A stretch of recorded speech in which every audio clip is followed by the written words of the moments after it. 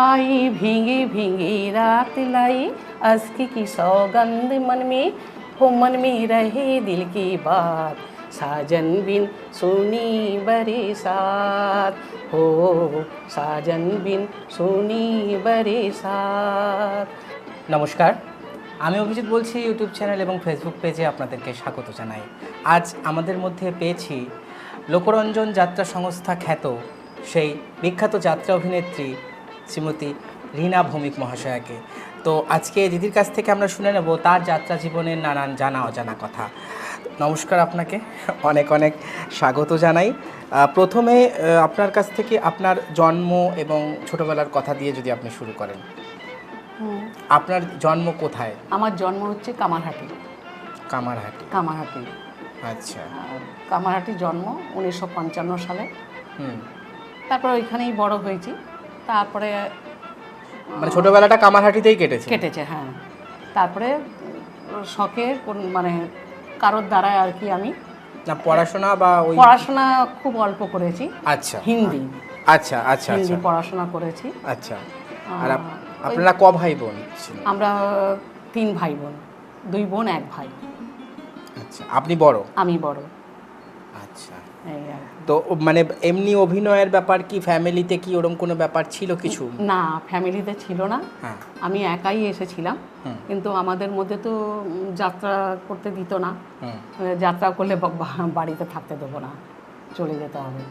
তাই যাই হোক লুকিয়ে লুকিয়ে করতাম। তারপরে পরে আমি লুকিয়ে পালিয়ে গেছি। এই তো পালিয়ে গেছেন বুঝলাম, বাট এই আপনার এই অভিনয়ের ব্যাপারটা কবে থেকে শুরু হলো? এই অভিনয়তেই চলে আসলাম আমি। মানে এই যে অভিনয় করলেন এটা কি প্রথম নাটক দিয়ে শুরু হলো? হ্যাঁ, এই যাত্রা থেকেই, এই লোকরঞ্জনের রতন ভৌমিকের সাথেই আমি প্রথম ঢুকলাম এখানে। না না, সেটা বলছি না। রতন ভৌমিকের সাথে যে আলাপ হলো তার আগে কি আপনি এমনি নাটক ফাটক করেছিলেন? না। অফিস ক্লাব বা এই ধরনের কোনো ব্যাপার? না, অন্য জায়গা করিনি, এইখানেই করেছিলাম। করতে করতে যখন মানে রতন ভৌমিকের সাথে পরিচয় হয়ে আপনি যাত্রায় ঢুকেছেন এবং অভিনয়ও শুরু করেছেন। হ্যাঁ, ওখানে রতন ভৌমিকের সঙ্গে পরিচয় কি করে হলো? এই যাত্রাতে যে একজন আমাকে বলেছে যে তুই করবি যাত্রা, যে কি হ্যাঁ, যে রতন ভৌমিক একটা দল খুলেছে, তো রতন ভৌমিকের দলে চল, তোকে নিয়ে যাব। আমি ঠিক আছে চলো। তারপরে এসে দেখলাম যে এই রতন ভৌমিক কাল সকালে মানে গাড়ি ছাড়বে, যাত্রা করতে হবে। আর পরিচয় করিয়ে দিল। তার মানে আপনাকে কি মানে অ্যাক্সিডেন্টাল টাইমে নিয়ে যাওয়া হয়েছিল কারোর বদলি হিসাবে? হ্যাঁ। তাই আমি থেকে করতে পারবি তো? আমি থেকে হ্যাঁ। এটা কত সালটাও মনে পড়ে? না, তখন আমার বয়স কত, 14 বছর বয়স। 14 বছর। 14 বছর। তাহলে 14 বছর যদি মানে সেই হিসাবে দেখতে গেলে 70-71 সাল হচ্ছে। হ্যাঁ, এরকম হবে আর কি। যাই হোক, তো আসলাম। তার সকালে গাড়ি ছাড়লো, তার ওখানে গেলাম। এই 2-1টা ডায়লগ, আগে তো অভিনয় করতে পারতাম না, 2-1টা করতাম। তারপরে নাচটা ভালো পারতাম, গানটাও করতাম, নাচ গান করতাম। ওই যে এক একটা অঙ্কে এক একটা থাকতো, এই নাচ গান করতাম। তারপরে আমাকে রতন ভৌমিক মানে শেখালো যে এইভাবে তোমাকে করতে হবে, এইভাবে করো। ওই যে আপনাকে যে নিয়ে গেল ফার্স্টে যাত্রায়, তো সেখানে কি পালা করেছিলেন মনে পড়ে? প্রথমে গিয়ে কোন পালায় অভিনয় করেছিলেন? প্রথমে করেছিলাম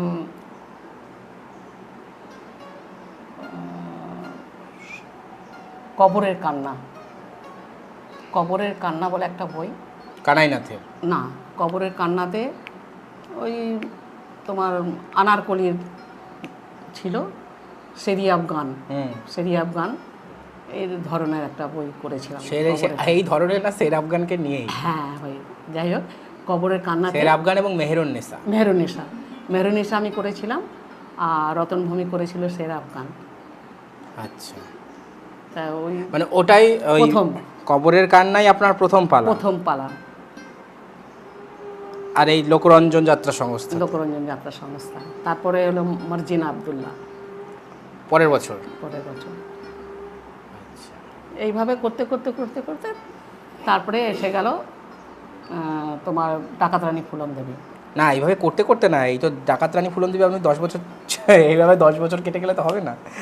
কবরের কান্না, মর্জিনা আব্দুল্লাহ করলেন, তার মানে তারপর কি অভিনয় শেখা বা গান এগুলো কি আপনি দলে থাকতে থাকতেই? হ্যাঁ, আমি একদম আমার চেষ্টা ছিল, হুম। আমি শিখে নিয়েছি। ছোটবেলায় কি নাচ গান কিছু শিখেছিলেন বা না, কোনো- শিখিনি। আমি ওই রেডিওতে একটু গান হতো, ওই গানে ওই রকম ভাবে নাচ করতাম, এই ওইভাবে যে ওইভাবে যখন আমি শিখে নিয়েছি। কবরের কান্না বা মর্জিনা আব্দুল্লাহ করছেন তখন সেই সময় আর কোন অভিনেতা অভিনেত্রী ছিল ওই দলে তখন, সিনিয়র অ্যাক্টর অ্যাক্ট্রেস? না, সেরকম ওরা তো কেউ? সেরকম না, সিনিয়র ছিল না, আমরাই দুজন ছিলাম। আর এমনি যারা ছিল তারা তো আর এখন বেঁচে নেই, মারাই গেছে। একজন ছিল সুশীল বিশ্বাস বলে, তিনি মারা গেছেন। মদনবাবু একজন ছিলেন, তিনিও মারা গেছেন।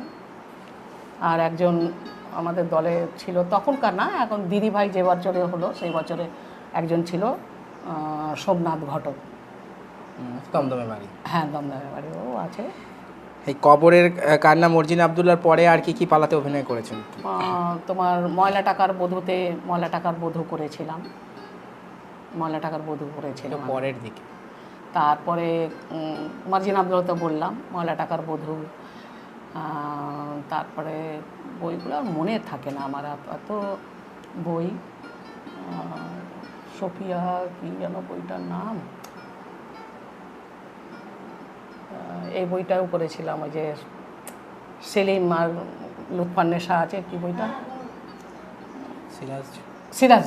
সিরাজউদ্দৌলা করেছি, ওতে আমি লুৎফান্নেসা করেছিলাম, আরও সেলিম করেছিল, রতন ভৌমিক, সেলিম করেছিল। তাহলে এই যে রীনা ভৌমিক রতন ভৌমিকের যে জুটি বা যাত্রায় একটা জায়গা আপনারা হোল্ড করেছিলেন এত কিংবদন্তি জুটির মাঝেও, সেইটা কবে থেকে শুরু হলো? মানে কোন পালা থেকে আপনাদের মানে জুটি হিসাবে এই যশটা ফেটে পড়লো আর কি, যে না আপনাদেরকেও মানুষ ইয়ে করছে বা পালা বুকিং হচ্ছে? হ্যাঁ, এটা হয়েছে তোমার ডাকাত রানী ফুলন দেবী থেকে।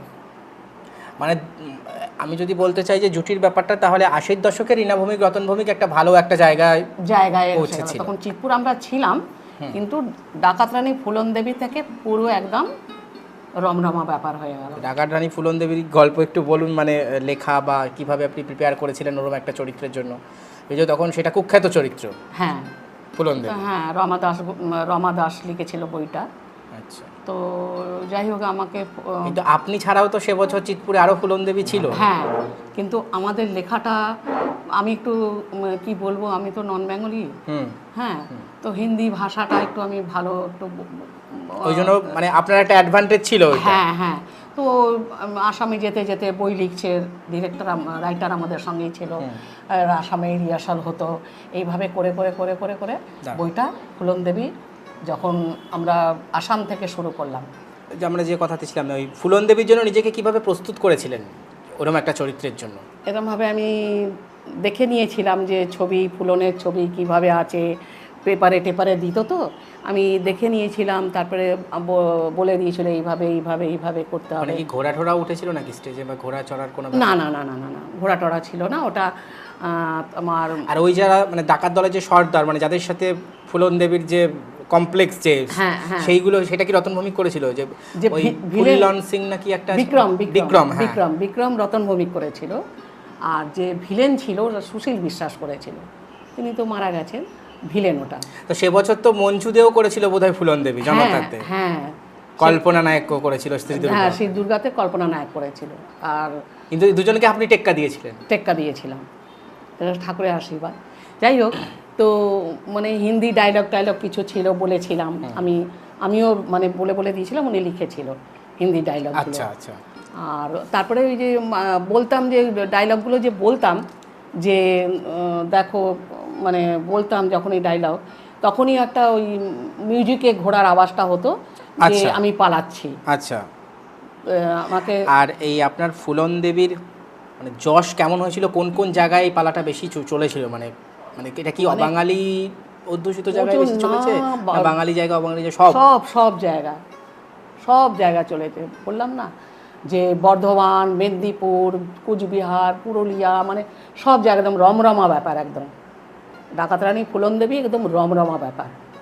তখন ওই যখনই ওই তোমার স্টেজের ভেতর থেকে যখনই মাইক্রোফোনে বলছি পুলিশ অফিসারকে, মানে যে বলছি যে পুলিশ অফিসার मुझे पकड़ोगे, कोई है दुनिया में ऐसा माई को लाल जो मुझे पकड़ ले, मैं फूलन बोल रहा हूँ, देख मैं भाग रही हूँ, বলে হাসি একটা দিয়ে তখনই ওই ঘোড়ার আওয়াজটা হলো যে পালাচ্ছে।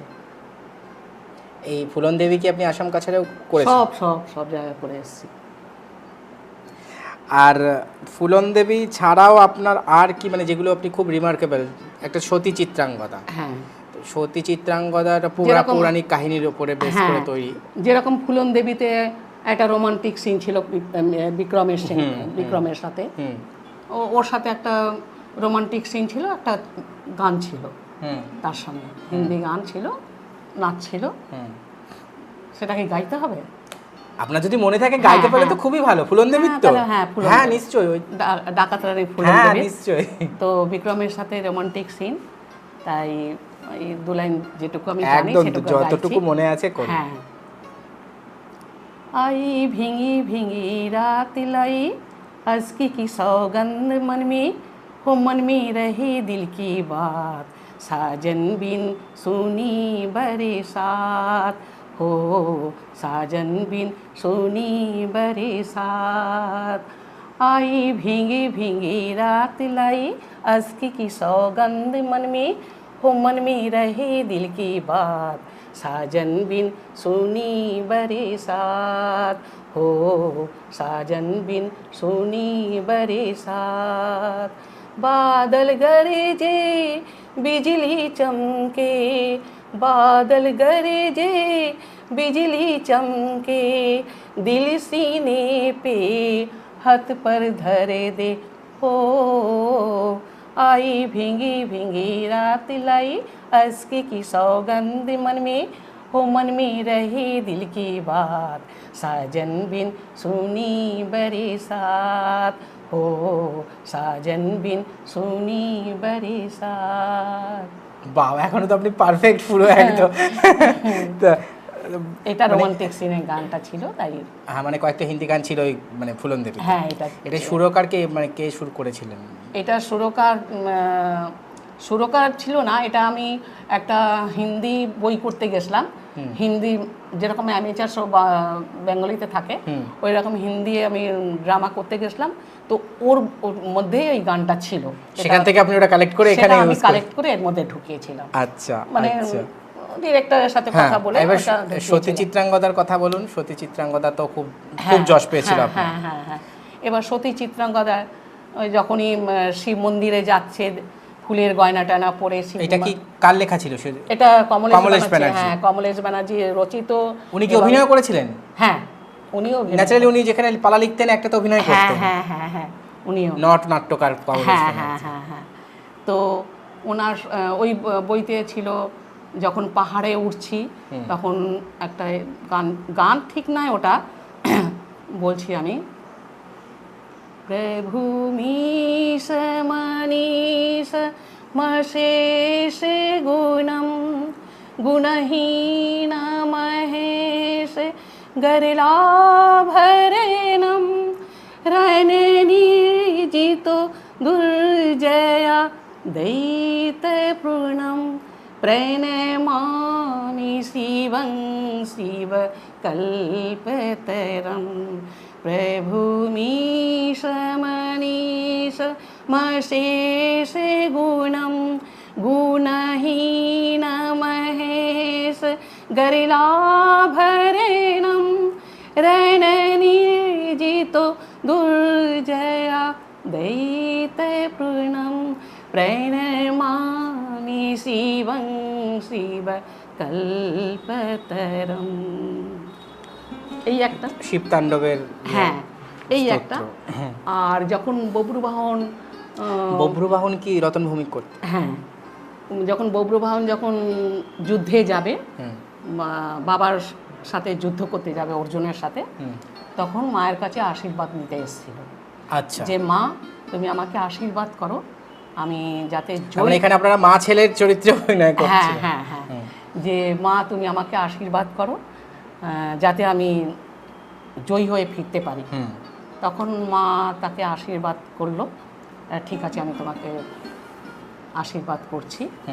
তখন পিতা স্বর্গ পিতা ধর্মা, পিতা হি পরমন্তপ, পিতুরি প্রীতিমাপন্নে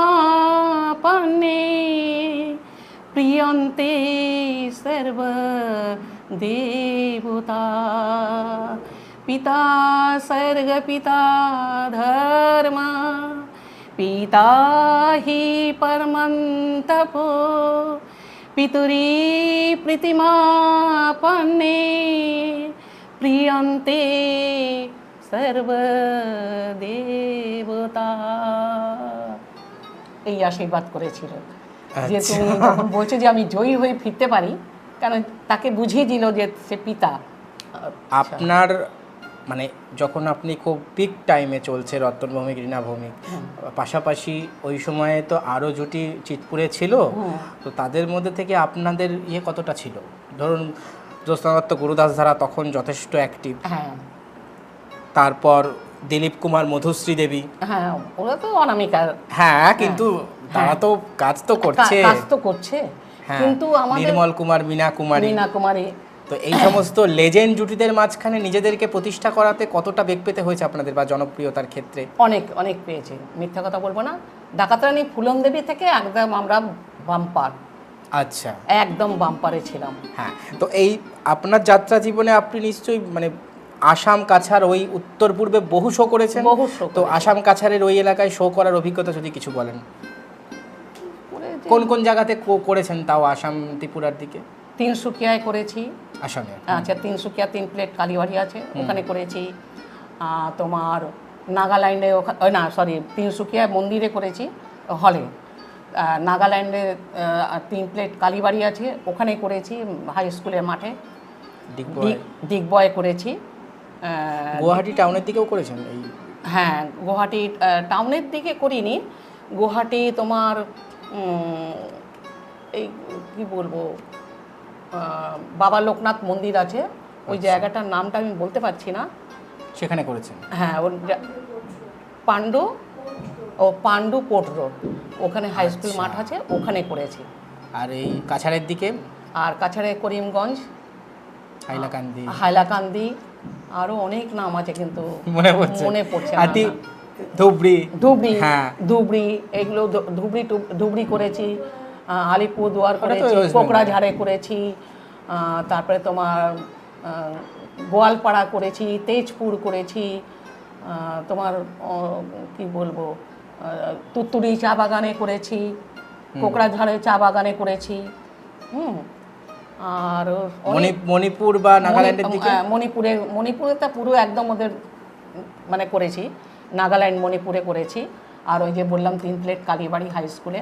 অরুণাচলের ওই দিকটাতেও কি মানে আসাম অরুণাচলের বর্ডারের ওই জায়গা? হ্যাঁ, বর্ডারের ওখানে তার মানে পূর্ব দিকে কোনো জায়গা বাদ নেই যেখানে আপনি যাত্রা করতে যান? না না। আর তুরাতে বললাম, তুরা একটা হলে করেছি। তখন ওই এলাকাতে কি ধরনের পালার চাহিদা বেশি ছিল? আমি যতদূর শুনেছি যে ওরা একটু নাচ গান যুক্ত পালা ওই এলাকায় বেশি চলতো। পৌরাণিক তো চলতোই, পৌরাণিক চলতো। তোমার ডাকাতরানী ফুলন দেবী করেছিলাম, আর তোমার প্রত্যেক বছরে তো যেতাম। তারপরে তোমার বেদেনী বউ করেছিলাম, বেদেনী বউর গান মনে নেই, কিন্তু বেদেনী বউ করেছিলাম। আর তোমার দিদি ভাই করেছিলাম, দিদি ভাই তো অনেক। ওখানে দর্শকদের কি কোনো চাহিদা থাকতো যে এরকম ডান্স থাকতে হবে, বা ওই আগে ডান্সের মেয়েদের প্রোগ্রাম থাকতে হবে? ওখানে তো এটা হতোই, নাচের মেয়ে রাখতে হতো, কিন্তু আমাকে যেই দেখতো যে আমি নাচ গান করে বেরিয়ে এসেছি, ব্যাস ওরা গেটের সামনে দাঁড়িয়ে পড়তো। আচ্ছা, যে না রিনাদি আপনাকে একটা গান শোনাতেই হবে, নাচতেই হবে। তখন কি করবো, তখন সিনেমার গান দিয়ে নাচতাম, গান শুনিয়ে দিতাম, যে কোনো একটা সিনেমার নাচের গান, ঝুমকা গিরারে, হ্যাঁ দেখো দেখো দেখো, বায়োস্কোপ দেখো, এইসব গান। আবার ওরা দাঁড়িয়ে পড়তো টাকা নিয়ে, আবার ঢোকাতো, এইসব করতো আসামে। মানে প্রচন্ড। ওইখানে যে এই যে যাত্রাগুলো হতো, সেই মেনলি ওইখানকার ফিনান্সিয়াল ব্যাপারটা কোথা থেকে আসতো? চা বাগান থেকে মেনলি চা বাগান ওরিয়েন্টেড জায়গাতেই এইগুলো যাত্রাটা হতো। হ্যাঁ, যাত্রাটা হতো, আর এইগুলোই বেশি হতো।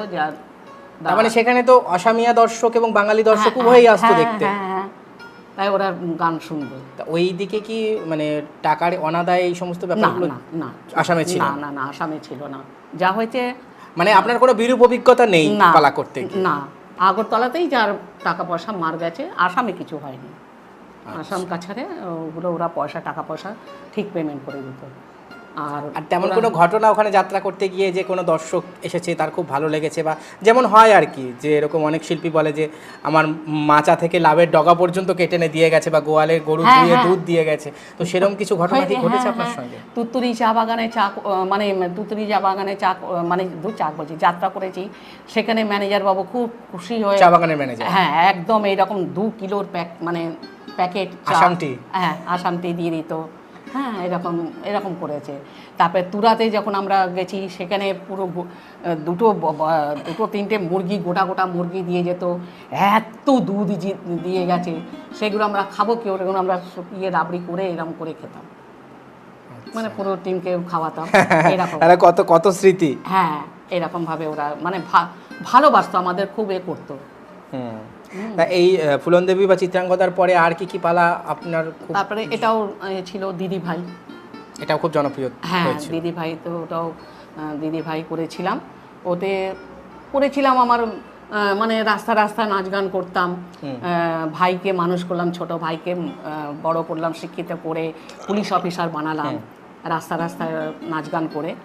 আর একজনকে ভালোবাসতাম, সে হয়তো আসতে একটু দেরি করেছে, আসছে না, তার জন্য মন খারাপ করে, সেখানে একটা গান আছে। আচ্ছা, মনে আছে সেটা? সেটা আছে, বাংলা গান।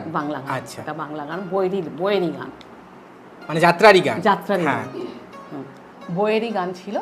তো আসতে লেট করছে কিংবা আসছে না, মানে প্রেমিকের জন্য অপেক্ষা করছে। হ্যাঁ, তো মানে একটা মনটা খারাপ হয়ে গেছে, আর মেঘও করেছে আকাশে, সেই গান। আকাশে মেঘ ছিল, বৃষ্টি যে হলো, তুমি এলে না বলে, কোনো কথা হলো না, না না না না না না। আকাশে মেঘ ছিল, বৃষ্টি যে হলো, তুমি এলে না বলে, কোনো কথা হলো না, না না না না না না। আকাশে মেঘ ছিল। বাহ, আপনার ভালোই মনে আছে এখন। তাহলে এই দিদি ভাইয়ের পর আর কি কি পালা মোটামুটি? হ্যাঁ, দিদি ভাইয়ের পরে আসলো কিষানী বউ, জননী জগদ্ধাত্রী বলেও তো একটা করেছিলেন আপনি। হ্যাঁ, জননী জগদ্ধাত্রী করেছিলাম, যে বছরে করেছিলাম বেদেনী বউ, তার পরের বছরেই করেছিলাম জননী জগদ্ধাত্রী। কালো সওয়ার করেছিলেন? হ্যাঁ, কালো সওয়ার আর বেদেনী বউ, হ্যাঁ, তার পরের বছরেই জননী জগদ্ধাত্রী আসলাম। আচ্ছা, এবারে জননী জগদ্ধাত্রী যখনই অঞ্জনা ব্যানার্জি, ত্রিদীপ ঘোষকে আমরা নিলাম, আমরা 4 জন আর কি নায়ক নায়িকা নিলাম। তারপর থেকে লোকরঞ্জন আর উঠতে পারলো না। তারপরে করেছে, বই করেছে, কিন্তু চিত্রাঙ্গদার মতো পয়সা, ওরম যশার বা আর ডাকাত রানীর মতো পয়সা। তার মানে আপনি বলতে চাইছেন আপনার দলে এই দুটোতে সব থেকে বেশি মান নিয়ে আপনি করতে পেরেছেন? হ্যাঁ, এগুলোতে আমি বেশি করেছি।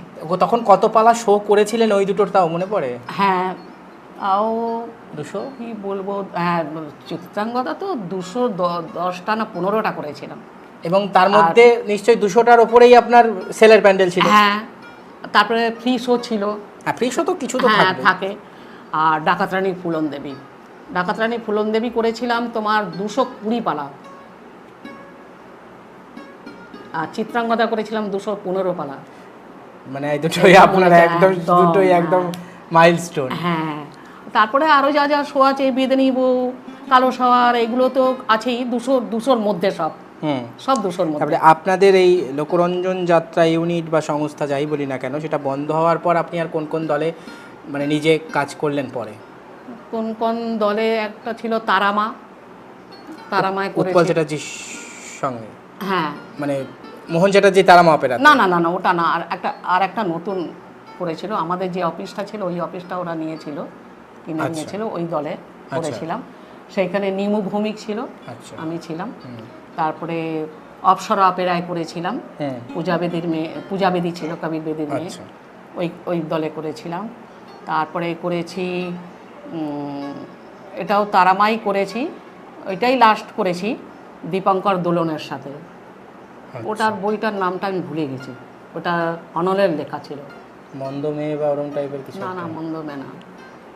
দোলন রায় মন্দ মেয়ে টাইপের ওরম একটা কি একটা বই করেছিল। ওটা, আর কাকলি চৌধুরীর সাথে তো আপনি কাজ করেছেন। হ্যাঁ ওটা তো করেছি, 1 বছরই করেছি।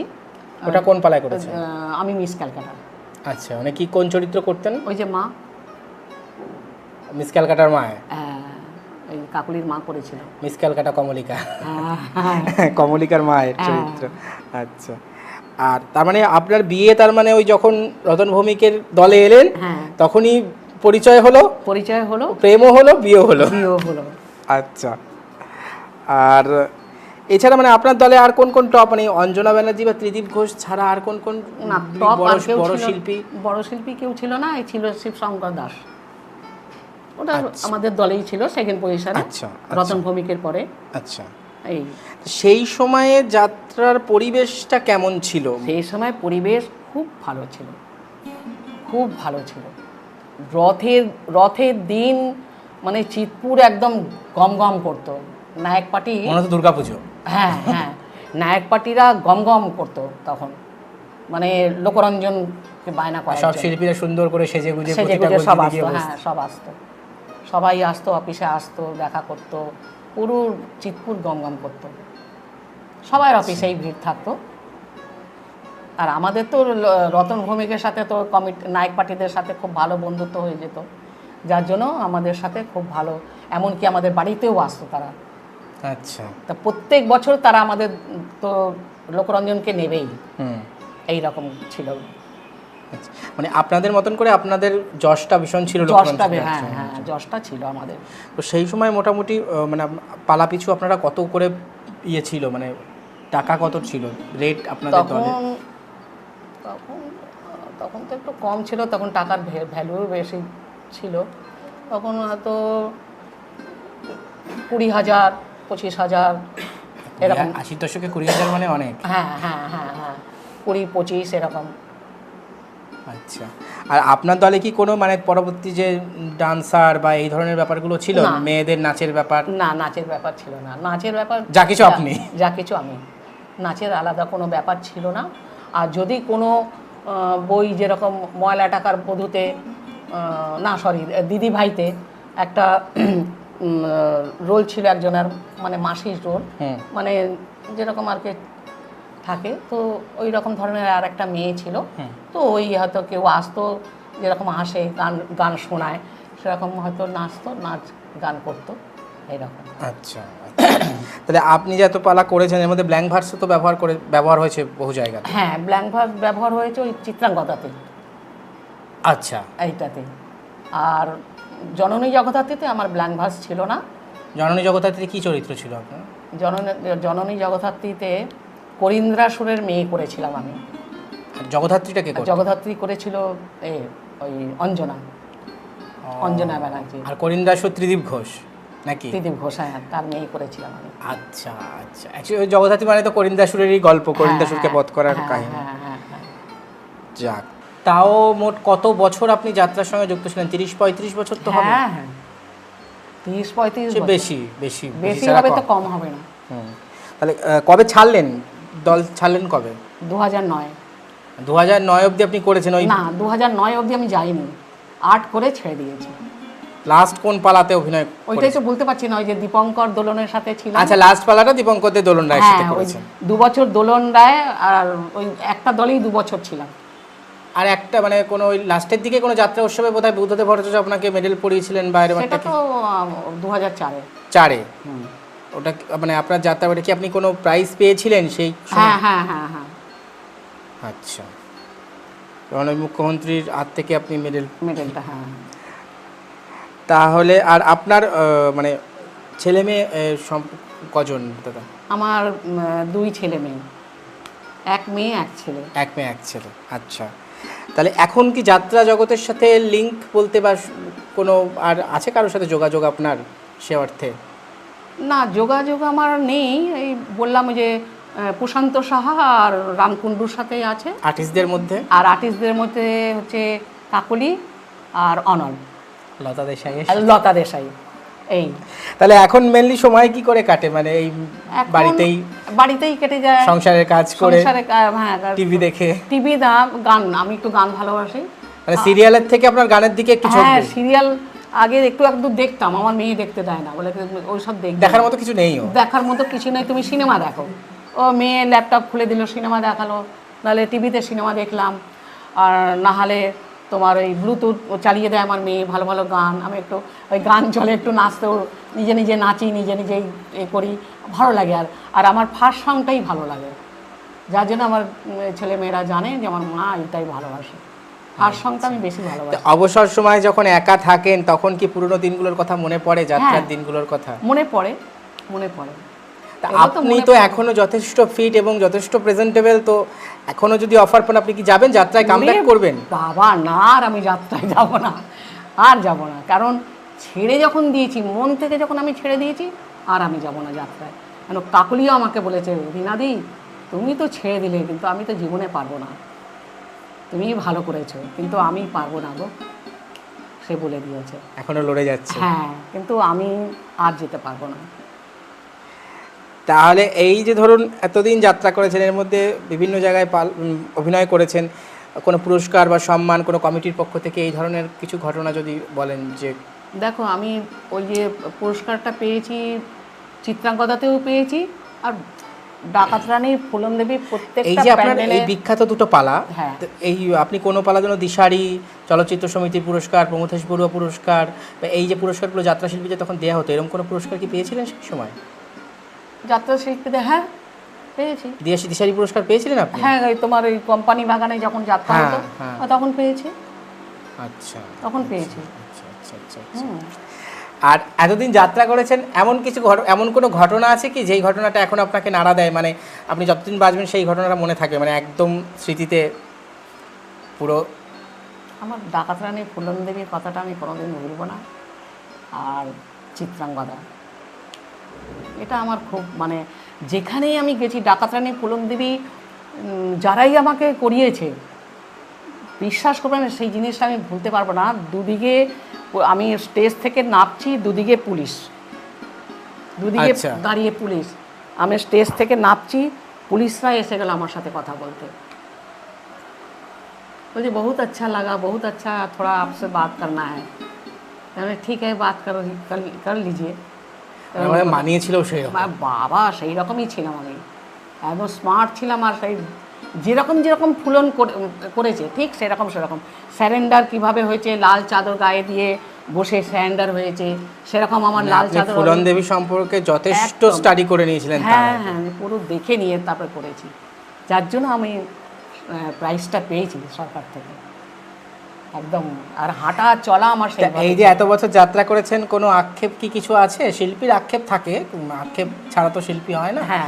সেরকম কিছু আক্ষেপ কি আছে যে কোনো চরিত্র করতে চেয়েছিলেন বা সেই ধরনের চরিত্র পাননি, বা কোনো ব্যাপার যদি? না, আমার সেই আক্ষেপ নেই, আমি যেরকম যেরকম চরিত্র আমি করেছি, আমার একদম মন ভরা চরিত্র আমি করেছি। কিন্তু মানে শিল্পীদের যদি ডায়লগ না থাকে সেখানে কিন্তু শিল্পী একদম মরে যাওয়াই ভালো, এইরকম ধরনের আমার হয়নি কোনোদিন, ডায়লগ আমি পেয়েছি। তার মানে এখন আপনি যে জগৎ থেকে ছেড়ে দিয়ে চলে এসেছেন সেই জগতে আপনি আর ফিরে যাবেন না? যাবো না, মানে আপনি সক্ষম থাকলেও ফিরবেন না? না, আর যাবো না। আচ্ছা, আমরা অনেক কিছু শুনলাম ওনার কাছে, ওনার যাত্রা জীবনের অনেক অজানা কথা, সেই সময়ের অনেক ইতিহাস ওনার কথাতে উঠে এলো আজকে। তো লাস্ট মানে শেষে চলে এসেছি আমরা একদম, তো শেষে আপনার কাছে আমার আরেকটা আবদার থাকবে, আপনার কোনো প্রিয় একটা বাংলা গান যদি লাস্টে শোনান, সেই গানটা দিয়ে আমরা আজকে এইখানে আপনার সাক্ষাৎকারটা শেষ করব। আপনার কোনো প্রিয় গান, সেটা যাত্রার হতে পারে বা এমনি গান হতে পারে, আপনার পছন্দের একটা গান দিয়ে আমরা আজকের অনুষ্ঠান শেষ করব। জ্ঞানী প্রজাপতি পাখায় পাখায় রং ছড়ায়, এ জ্ঞানে রামধনু তার 7টি রঙের দোল ঝরায়, এ জ্ঞানে প্রজাপতি পাখায় পাখায় রং ছড়ায়, সীমানা ছাড়িয়ে যায় যে হারিয়ে, সীমানা ছাড়িয়ে যায় যে হারিয়ে, গানে আমার কে যে দিল সুর, গানে আমার কে যে দিল সুর, সে তো জানি না, সে তো জানি না, এই জ্ঞানী প্রজাপতি পাখায় পাখায় রং ছড়ায়, এই জ্ঞানী রামধনু তার 7টি রঙের দোল ঝরায়, এই জ্ঞানী প্রজাপতি পাখায় পাখায় রং ছড়ায়। অসাধারণ। আজকে আমরা কথা বললাম যাত্রা জগতের একজন বিখ্যাত অভিনেত্রী শ্রীমতী রীনা ভৌমিকের সঙ্গে। সেই লোকরঞ্জন যাত্রা ইউনিট খ্যাত সেই অভিনেত্রী রীনা ভৌমিককে হাজির করলাম আপনাদের সামনে। ওনার কাছ থেকে শুনলাম ওনার যাত্রা জীবনের নানান জানা অজানা কথা। আপনাকে অসংখ্য ধন্যবাদ জানাই আমাকে সময় দেওয়ার জন্য। আপনি সুস্থ এবং নিরোগ থাকুন এই কামনা করি। আজকের মতন আমরা এখানেই শেষ করছি। ভালো থাকবেন সবাই, নমস্কার।